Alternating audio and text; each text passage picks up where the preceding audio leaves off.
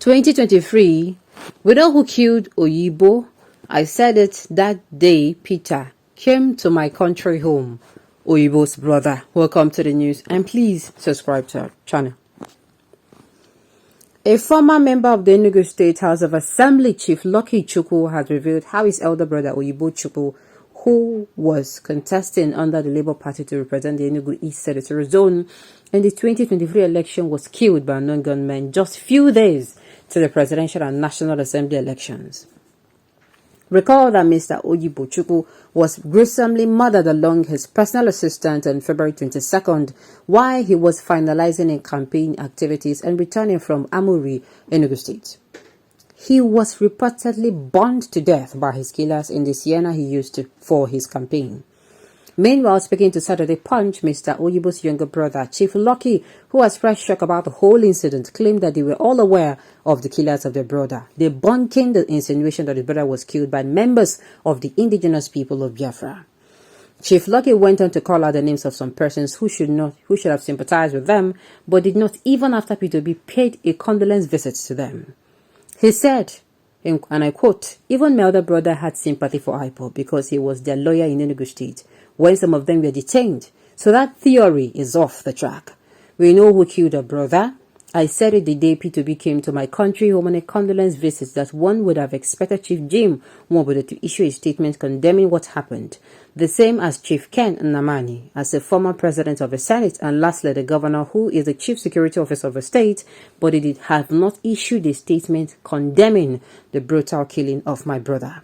Chief Lucky also expressed optimism that the Labour Party will win the election because of the prize will be paid. Now, let me say this. This particular news is bringing out a lot of secrets.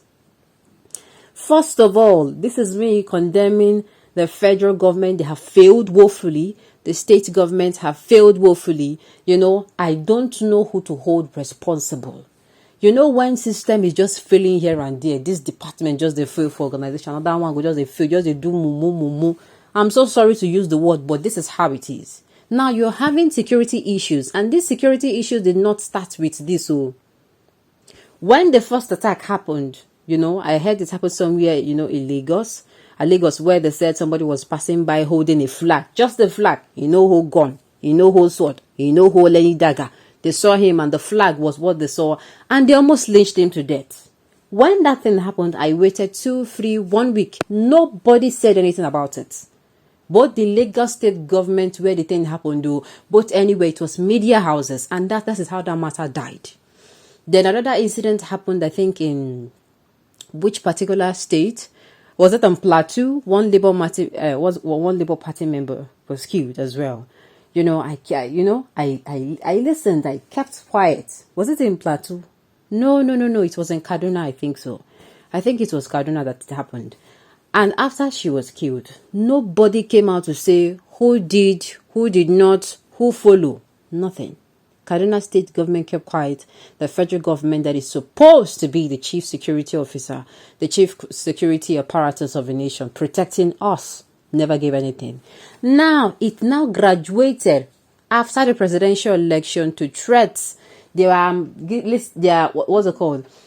giving out threats. Oh, this is what will happen. I have been putting my head down and saying, okay, how far? Let us see if the federal government what is sorrow.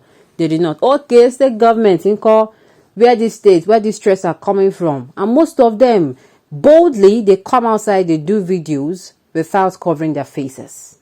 That is how bad it is. It is not like these people want maxi. They don't want them to see their face. No, they come outside and boldly do it. Now, what does this tell us? Now, whenever I tell you that the insecurity issue or status of a southeastern region is politically motivated, do not argue with me. I beg you. Don't argue. For all those times they will say, go to your state. Your state, they do this one. That is exactly what those who are doing it want. So it will be a very good excuse. After all, waiting to happen for us, they happen for there. You understand? Nothing. You have not done this one in your state. You're coming out. It is politically motivated. My annoyance in all this, the government has not come out to say, hey, what's going on here? Those involved should be nothing.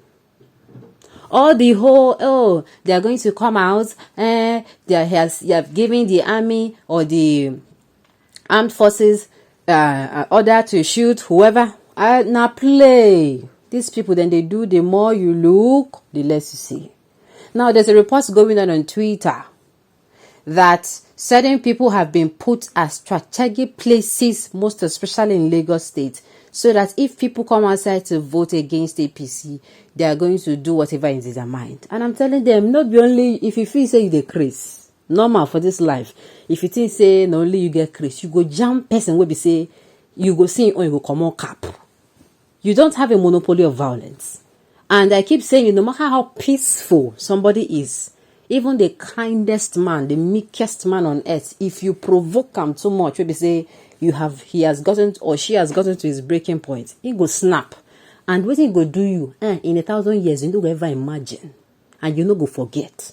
If na mark, he go give you the mark, he go dey dear to thy kingdom come, because he go do you what he say, he don't gather that patience. The patience don't born picking, the don't born children.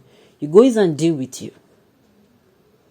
Why I'm raising my voice is this person that died. I was saying somebody died somewhere in the southeastern region. It is this man in Enugu State.